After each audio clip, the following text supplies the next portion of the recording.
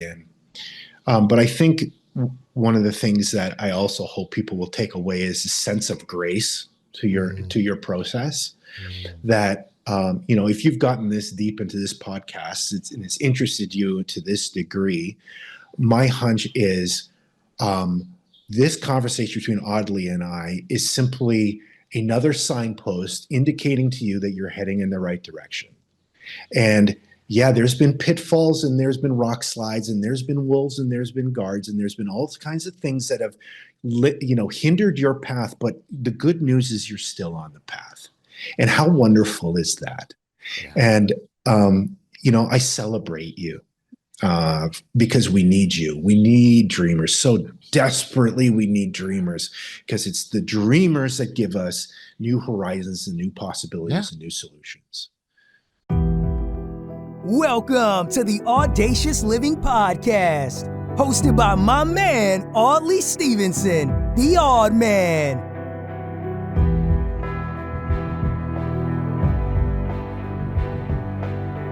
Greetings and salutations. Welcome to the Audacious Living Podcast, where we empower you to live your best audacious life ever. I'm totally thrilled to be here with you today, and I appreciate you taking time out of your day to be here with us.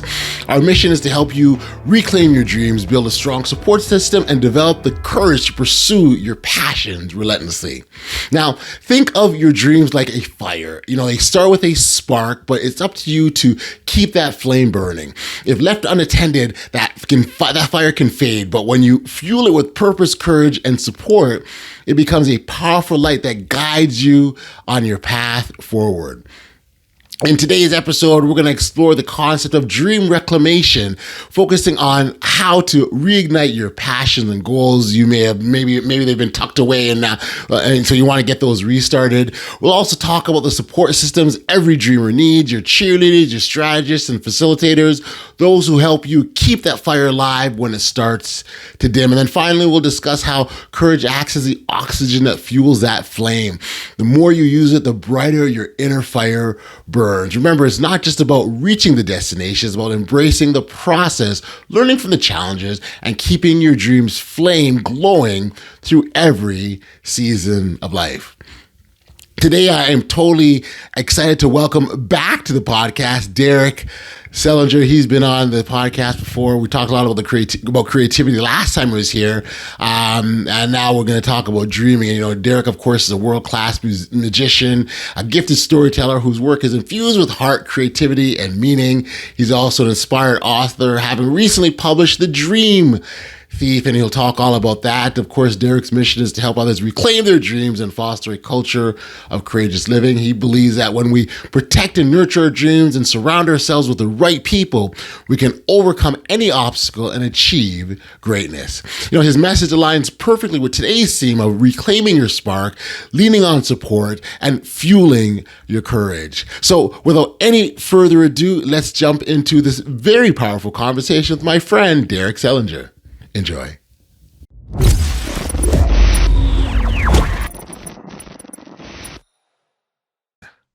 Hey, Derek, thanks for joining me again back here on the Audacious Living Podcast. It's good to connect with you, my friend. Great to be back. Thanks for having me. Yeah, no, it's good. And for the record, I just look, we last spoke in September of 2024. That's when that was a while back. Yeah, a few months ago. Yeah. And a lot has changed for you. You've now become an author, which I don't recall was on the radar when we spoke last. So we're definitely going to get into that. Yeah, it's one of those things that I think a lot of people have a book in their mind and they're like, one day I want to write a book. And I've had this book in my subconscious for a decade. I've tried to write it like 3 or 4 times. I've gotten 4 or 5 chapters in, but I just couldn't get the right combination of things to work. Right. But doing the TEDx talk and doing podcasts really helped because it helped me continue to work through the ideas. Yes. And then over Christmas, a couple things happened that just were like catalysts for me. Well, again, and when I reflect back to that conversation that we Sure. had, we spent an extensive time talking about the importance of dreaming and why Hmm. dreaming was important, and you were able to draw parallels from your own life to as a magician now to make sense of these dreams that we have. And so I was not the least bit surprised that you'd have a book called the Dream Thief, right? Because it's right up your alley, so to speak. That's right. That's right.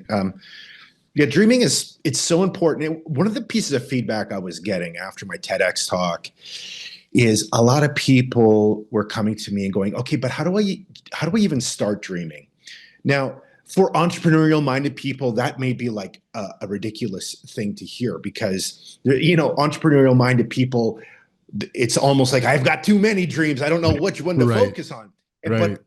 But quite often we reduce our dreams to monetary values. Like, okay, my dream is to be rich. Right. Okay, that's actually, you're dreaming about a tool, not what you actually want. Right. And I started working through, okay, how do I actually talk about the process of dreaming in a systematic way that helps, not just, gives people inspiration, but also gives them the tools to do it. Yeah. Okay. So let's sort of talk about those tools. You said, again, in your book, you talked about the concept of sort of reclaiming dreams. There we go. There's a shot of it. The Dream Thief. That's right. The author's copy. But the point you had made around reclaiming our dreams because they get stolen or taken or what have you. And I wonder maybe, like, is there a personal story that you can share that can help sort of Sure. Help us understand this a bit further? Yeah, I think the idea of story is really important. In fact, that was the big breakthrough for me with this book. You see, explaining dreaming academically is really difficult. It's like when we go through here's the procedure that you need to follow to dream. Right. It's like, it becomes kind of boring and heavy, and it's another formula we got to try and implement, and it gets lost. So I, for years, have been trying to find the right story to explain it, the right metaphor, right? And I've given speeches in front of thousands of people and used the metaphor of flight, like an eagle that is in flight has this moment where it's safe on a branch and then it wants to fly to a cliff. That moment in between is the dream. It's this kind of this liminal space where you don't know until you're in it, right? That's right. And I think it's a good metaphor, but it just wasn't capturing people's imaginations in the way I wanted to capture it. So I started to look for stories, like people that have dreamed effectively. Like, is there a metaphor I could find? And a lot of that research found its way into the book. Gotcha. But the thing I realized, and this happened Christmas Eve,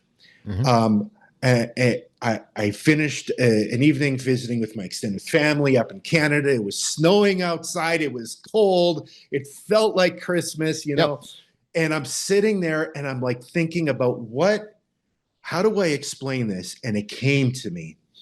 I need an allegory. I need a story, kind of like this, the tons of stories we hear about Christmas,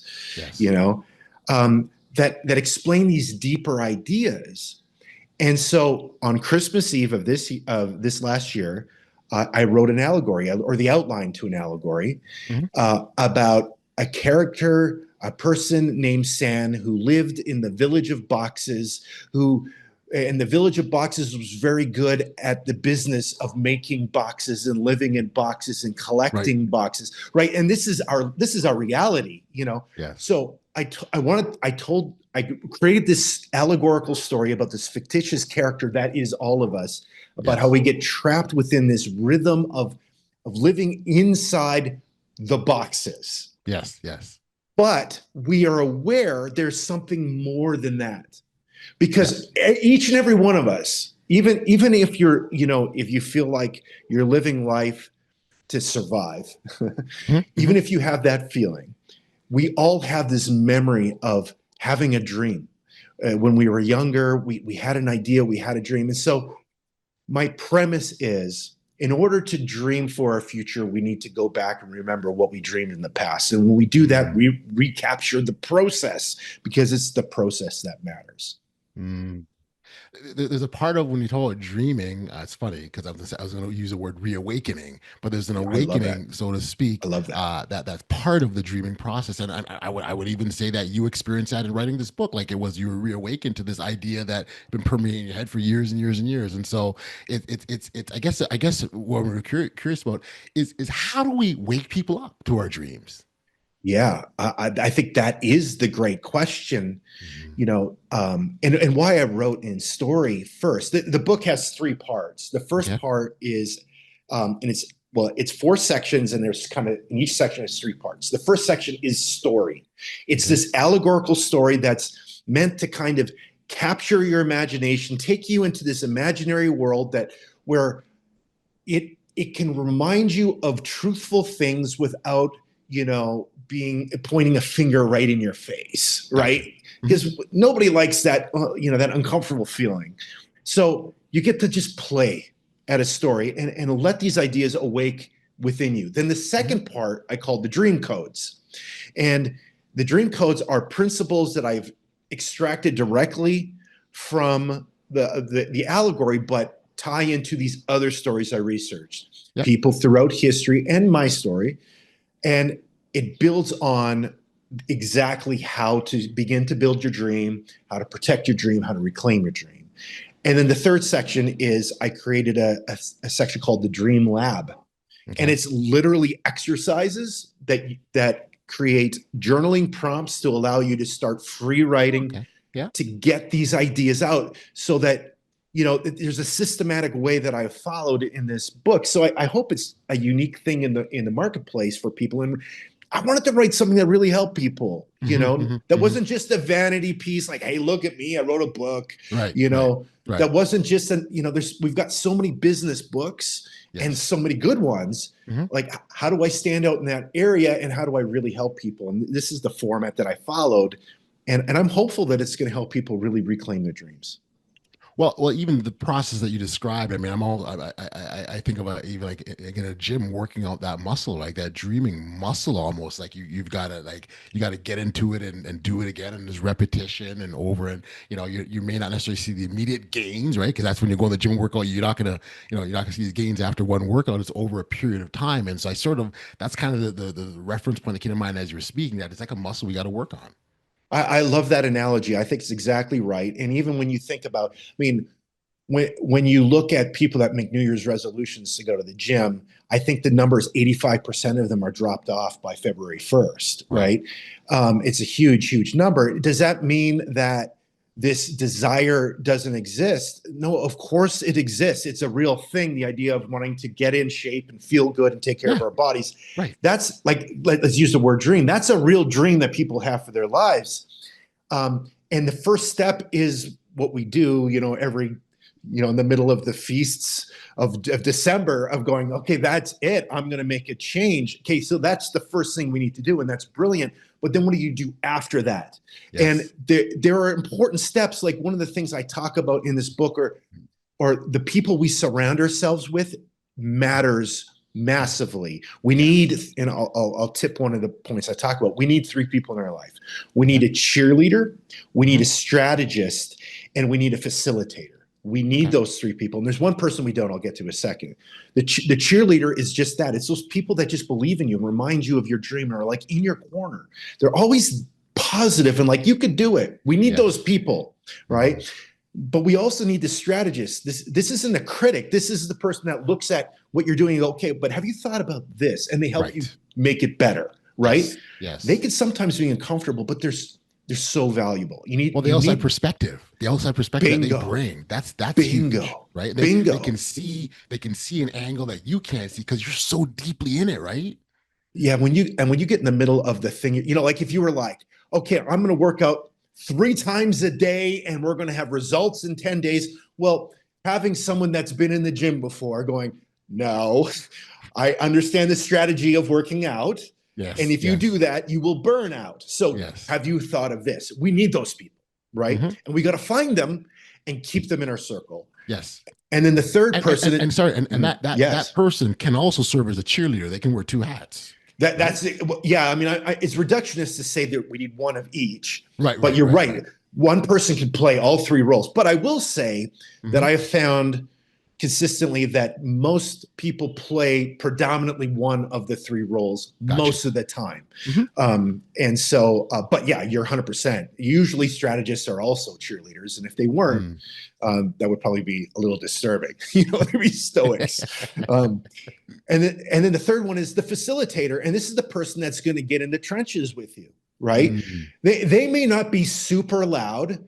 In fact, a lot of strategy or facilitators I've had in my life, they're not even really strategists. They don't want to think through the process. They're just like, what do you need help with? What can I do to help you? Right? These people are gold. They're super hard to find. And you find them, treat them so well. But that person that is willing to get in the trenches and do some work and help carry some load, they help you just accelerate your growth so much, so much faster. And then the person you have to avoid, is the critic. You've got to avoid the critic. Sometimes the critic looks a bit like a strategist, but the difference is the critic isn't actually deeply interested in your progress. They're more interested in their own opinion. They're interested in holding you back. And you got to limit your time with them. You may not be able to avoid them entirely. They may be your brother-in-law.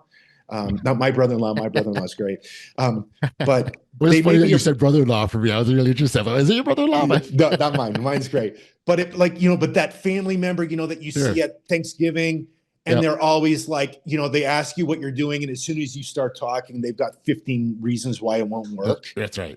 Right. You may not be able to avoid that person entirely, but you could limit what you share with them. Yes. Like, don't tell that person your dreams. They're dream thieves, right? They're thieves, So, I mean, we just talked through a section of the book that's super practical.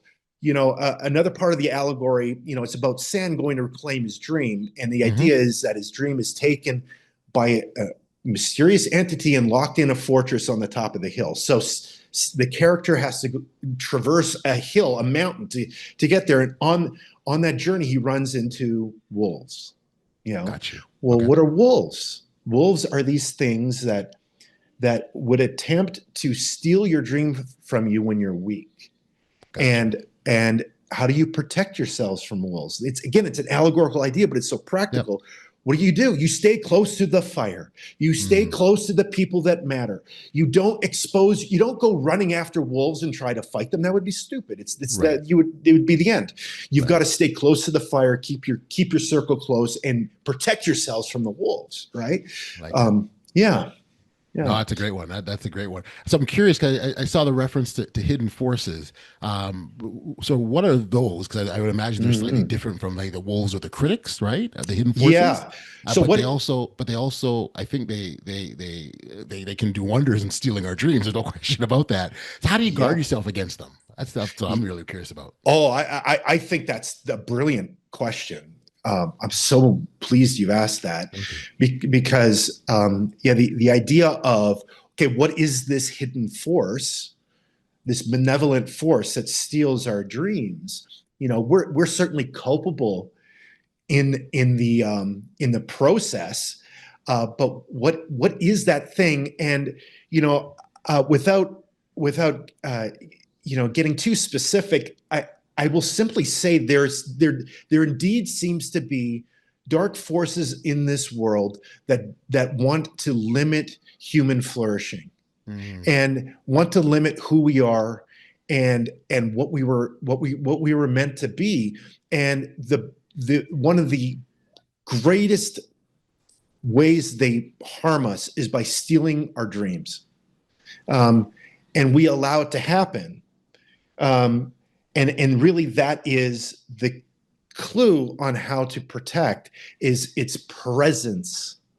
Presence protects against the theft of dreams. The voice of wisdom in this book in the allegory is a character I created named Taryn, and it's literally meant to be wisdom. And And this wise voice explains to Sam, the main character, that the dream was stolen because it was forgotten. It was put on a shelf and then in a box and in the back of the closet. And when we forget about what drives us, what our why is, what our passion is, what makes us tick, when we forget about it, something takes it away from us. So it leaves our experience entirely. And getting that dream, that passion, that why back takes intention. You have to go on a journey to steal it back. That's kind of the point of this book. But once you have it back, and if you have a dream that's alive in your life, how you protect it is to just continue to sit with it, to pay attention to it, to be present to it, to listen to the song it's singing, and to not ignore it. It's about intentionality, really. I just love the idea of stealing back your dream. I just love that reclaiming what's rightfully yours kind of a thing. It's like, you capture the castle when you're a kid, right? Like, you want to capture that. Absolutely. Well, I mean, that's just it, oddly. Like, we have all experienced this as children. When we allowed our imaginations to play, we had all kinds of dreams and wondrous ideas of what could happen and what could be. But we've become extremely practical. We've started to live inside the boxes. And I'm not saying that reality doesn't lack a merit of its own. Like, you gotta eat, man. Like, you've got to take care of things. But we have sacrificed our imaginative state and our dreaming state and the realm of possibility on the altar of practicality. And what I'm suggesting is exactly what you said. We can go on a heist like Ocean's 11 and steal that back. We could crack the code. We could get into the vault, and we can not only take our dream back, but the process by which we dream. It is very possible. We can all do it. Yeah. Let's gather the Rat Pack together and go in there like Ocean's 11. Exactly. And how exciting is that? It is. How adventurous, It is.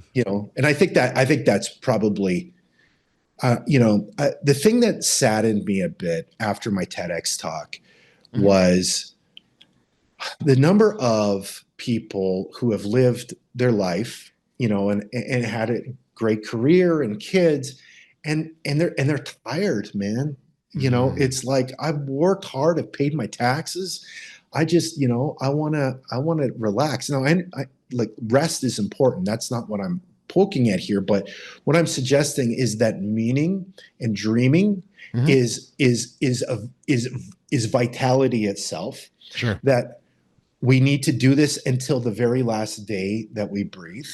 And the great tragedy I began to see is the conversations about fatigue with the state of things was happening with younger and younger people, where I'm literally talking to 28-year-olds who are done. They're like, wow, I don't know what this is for. Like, I'm running in circles. And what we typically try to do is solve the problem with okay, let's change the system. Let's change the way the government works or the world works. And the fact is we're always going to have our Caesars, right? Yes. We're always going to have our rulers who make good decisions and terrible ones. Right. But the thing we can control is ourselves. We can control our attitudes. We control our imaginations. We control what we focus on, what we pursue. That's what we can control. Gotcha. And we can pursue our dreams. We can, So I'm hearing loud and clear, dream forever as long as you possibly can, and just never stop, essentially. There's always, so it's interesting. I have what we developed called a BOLD framework, right? I'm not sure if we talked about it last time or not, but the BOLD is an acronym, BOLD, and that's how you live your life more audaciously. The first letter in that B is better than yesterday. So it's like, yes, it's about self-improvement and encourage that continuous self-improvement though, right? And so, yes, you climbed that mountain yesterday and you got to the top, and I'm so proud of you because you achieved what you're after. But tomorrow there's another dream. Tomorrow's another mountain to go after. And so that's very much in line with what you're talking about. It's continuous. It's an ongoing process. You don't stop. No different if you go to the gym to work out. You're not suddenly worked out and you're good. It's an ongoing process that you continuously do. I love that. I touch on this in the book that high achievers often have difficulty after pursuing and achieving their primary dream. You see this with Olympic athletes all the time. I've actually known some Olympic athletes that have confessed this idea to me. When you have a high level pursuit and you achieve on an extremely high level, like what do you do after that? Because how can you ever get back there again? Right. And the message I would say is the destination and the prize isn't the point. The point is the pursuit. That's right. And when like to your point, you could have been on the highest mountaintop, but you haven't been on that next mountaintop. That's right. What about that one? Let's go there. I love that. What's the rest of your acronym? Oh, okay. Well, I often, it's funny. I oftentimes start and I'll get into something else. So the O in that framework is outlast adversity. So recognizing that there's going to be obstacles, there's going to be challenges, and we should expect them, but to outlast them, because on the other side of that is where the greatness lies, and you just got to get there. The L in the framework is to live your truth. It's really speaking to authenticity. Be truly who you're meant to be. Again, if you think of this audacious journey, we're all on our own path, and sure, Derek's doing this and Sally's doing this, but that's for them, not me, right? And so living what's true to me and live your truth. And the last thing is disrupt the norm. Like, there's that beaten path that's been down. Go off that beaten path. And I'll use the example of the Wright brothers. I can just imagine the people gathered around them and are trying to, invent a plane and flying, and people thought they were crazy, and hey, flying is with the birds, and we'll never do that. Like all those naysayers are the critics, right? And so they still didn't allow them to follow that. They went off that beaten path, and now flying is part of our existence. And so I love that. The idea is, those sort of four things encompass the framework of how you live more audaciously in everyday living. And so I love that. I have a paragraph about the Wright brothers in this book because of exactly what you said. And the point that I keyed in on is they didn't ask permission of the Aviation Society to go, because there was a society that was like regulating progress in aviation. And if they would have gone and asked permission, they probably would have had to go through all kinds of bureaucratic nonsense.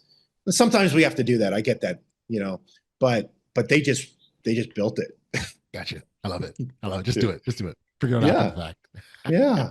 Yeah, totally right. That's great. I love it. There's a lot of synergies between your acronym. And interesting, my book is 4 sections, and in the corners, I don't know if you can see that, there's symbols of the four themes. Yeah. Okay. And so it's like you could literally probably spell bold with that. So I think you're going to find it. You're going to find the synergies very interesting. I love that. I'm excited for that. It's not often I ask a question I think I know the answer to, and ask it anyways. And I'd love for you to tell me the role of courage plays in stealing back our dreams. Yeah, I mean, a lot of times people believe that courage is this thing that you're either born with or has to come in large doses for you to exercise. But I think that what we talked about earlier about working out applies to courage, that it's a muscle that is built. You think of the word confidence, which is gives you courage. Confidence is to confide. Right? It's a confidence. Okay. It's telling yourself a story. And so the question is, what are you going to have confidence in? What are you going to have confidence in? Is it going to be a true story that builds you up or one that breaks you down? And a lot of people believe stories that confide in themselves, stories that destroy themselves, that destroy their courage. The thing that I would suggest is you got to start working out, maybe physically, but I mean like kind of emotionally and spiritually. Yep. And you got to find your circle.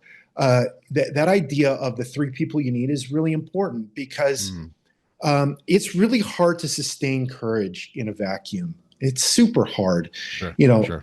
I mean, I perform a high-end magic show for a living. That's what I do. I perform it for very small groups. It's an audacious way to make a living. And when I was conceiving of it, I was thinking of all kinds of reasons why it wouldn't work. Of course. Right. And I bet you didn't take you long to come up with that list of reasons. oh, it was so fast, right? Right. So fast. Right. But I had a circle.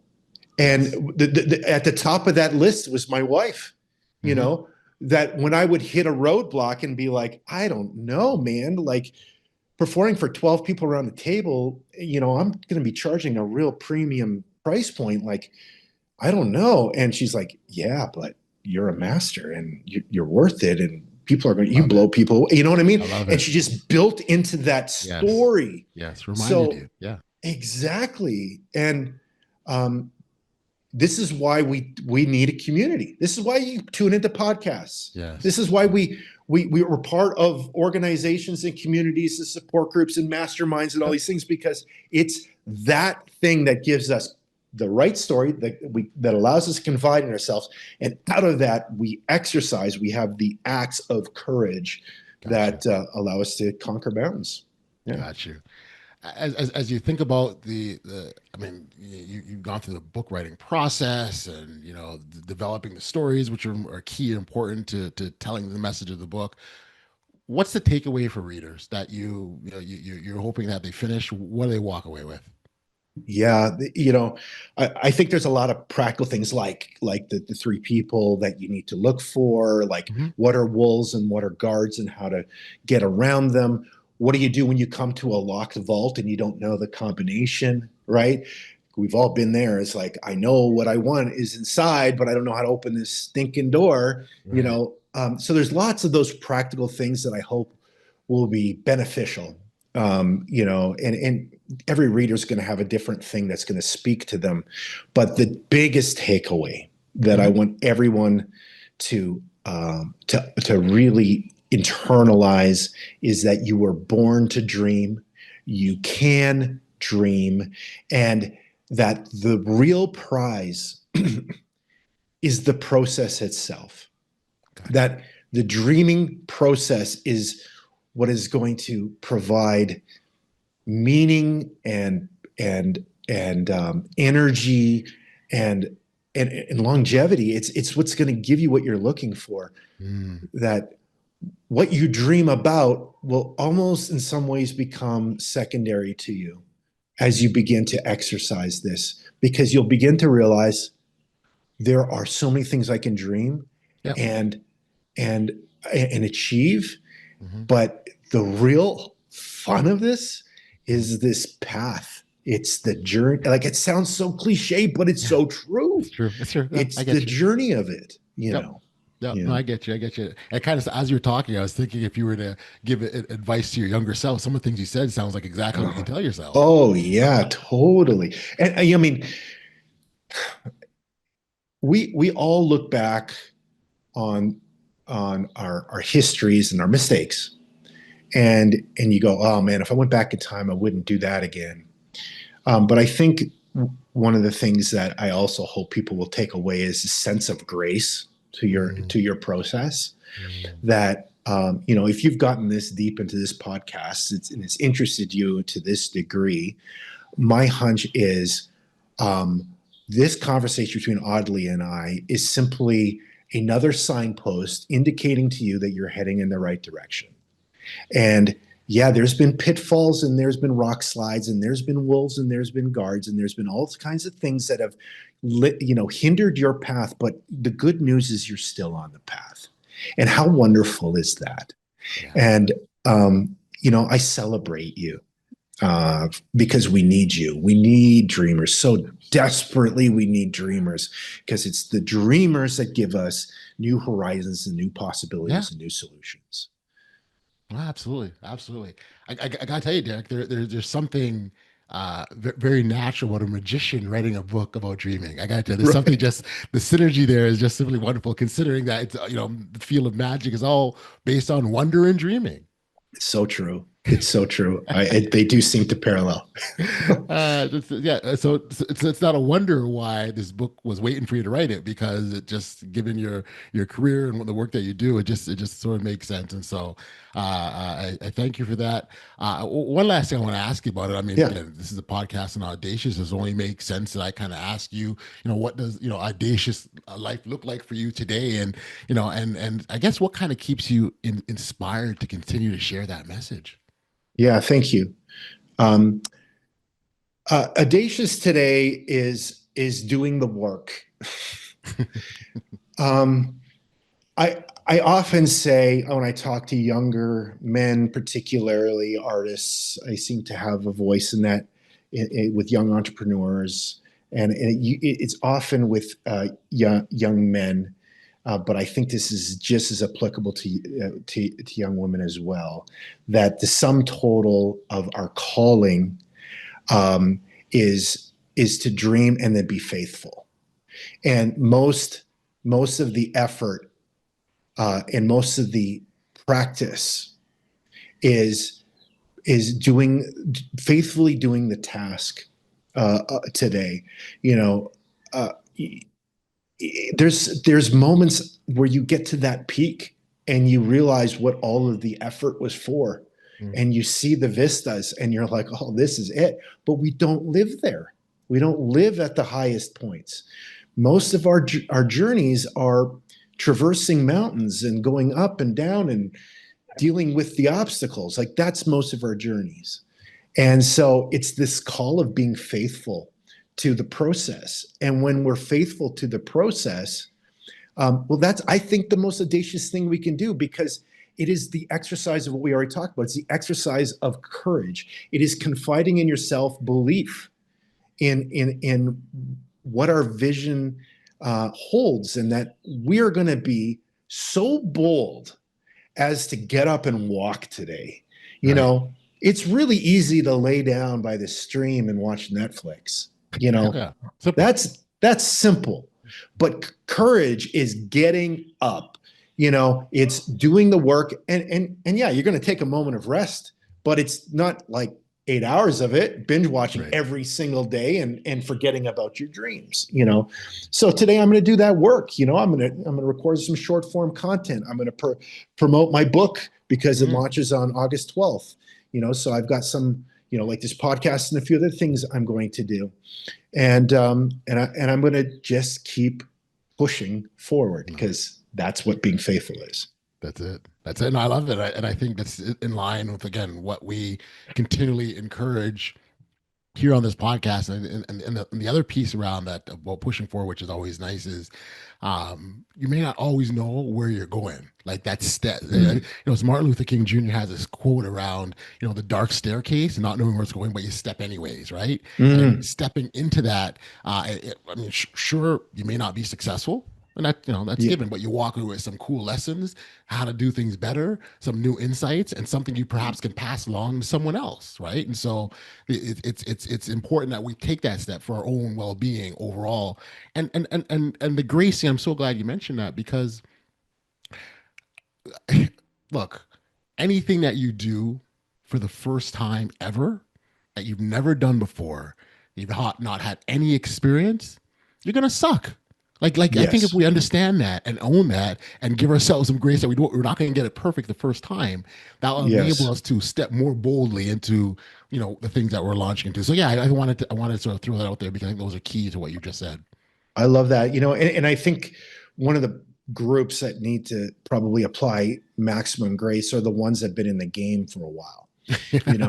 Yeah. You've been grinding at it. You've got to a level of competency and you look at where you're at and you're like, shouldn't I be further? Like with the amount of effort I've put into pursuing this path, like it is so frustrating that I am not further down the path. And, all of our journeys are different, and we all have different kind of rhythms to them. But one thing is, I think if you've been in the game long enough, you know to be true, but maybe you just need to be reminded of, is when breakthroughs come, you cover a lot of of ground very fast. Yeah. But you can't force the breakthroughs. You gotta keep climbing the path. And sometimes the path takes you to a point and you're like, there's a sheer rock face here. I can't climb it. I gotta traverse. I gotta go back 2 miles and find a different way around this stinking thing. And it's super frustrating. But all I could say is you're not alone.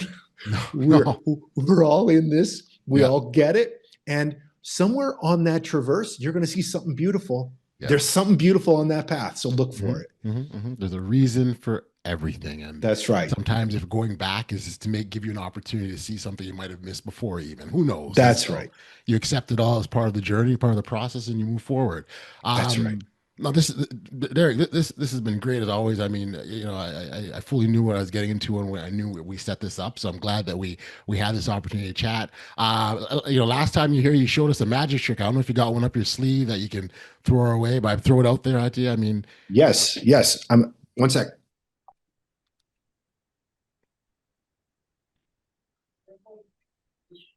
This is the suspense and the anticipation. Let's see what he's got for us.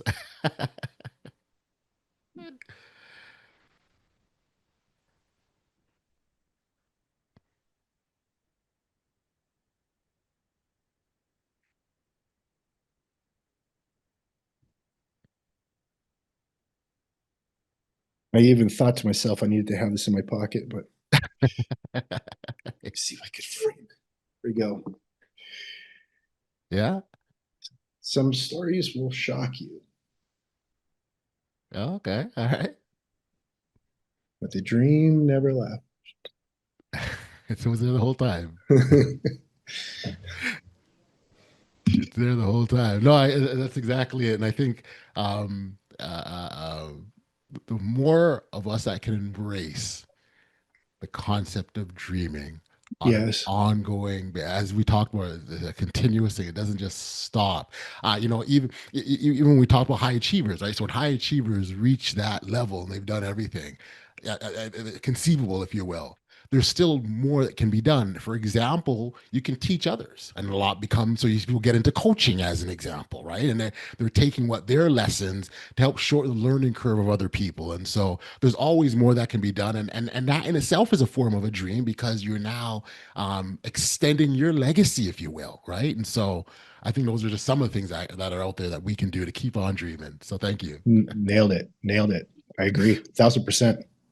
For listeners that wanted to connect with you, get a copy of The Dream Thief, or learn more about your work, where can we send them? Yeah. So my website is derekselinger.com.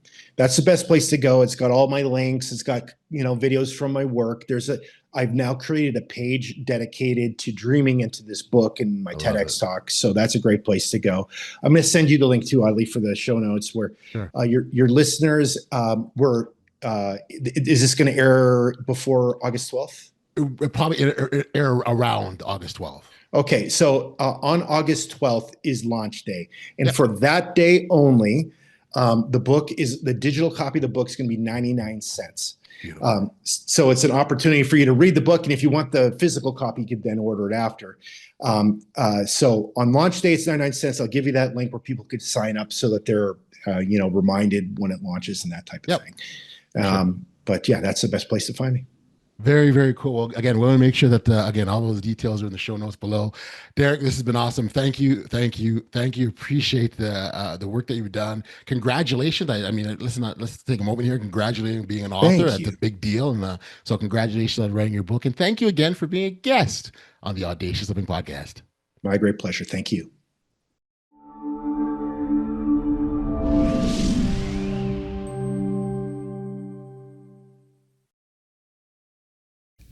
Back, we are here on the podcast. What an incredible conversation with Derek. One of the ideas that really stood out to me was how we must actively engage with our dreams to keep them burning bright. Just like a fire needs attention and the fuel to stay alive, our dreams require energy, focus, and consistent effort to keep from fading out. I got to tell you, what I really loved about this conversation with Derek, I was a reminder of how vital community and support are. The 3 roles he mentioned is a cheerleader, a strategist, and a facilitator. And they're like the elements that feed your flame. Cheerleaders bring warmth and encouragement. Strategists provide the direction and clarity that keep your fire controlled. And facilitators help you remove the obstacles that could snuff it out. It really is a powerful reminder that no one keeps your fire burning alone. We all need people who can help protect us and protect that light within us. And Derek really did a great job of identifying that in his book, The Dream Thief. If you'd like to connect with him directly, and you certainly can find his contact details in the show notes below. He'd love to hear from you. As we wrap up today's episode, remember, your dreams are a flame worth protecting. They might flicker at times, but that, with faith and courage and the right support, you can always rekindle that light. So keep feeding that fire, stay close to those who help it burn brighter, and never let your spark fade. I want to take this opportunity to thank you for tuning in to another edition of the Audacious Living Podcast. If you enjoyed today's episode, please take a moment to like, follow, subscribe, and share with friends. If you haven't already done so, it helps our community grow and keeps the spirit of audacity alive. Until next time, keep your flame and fire burning bright.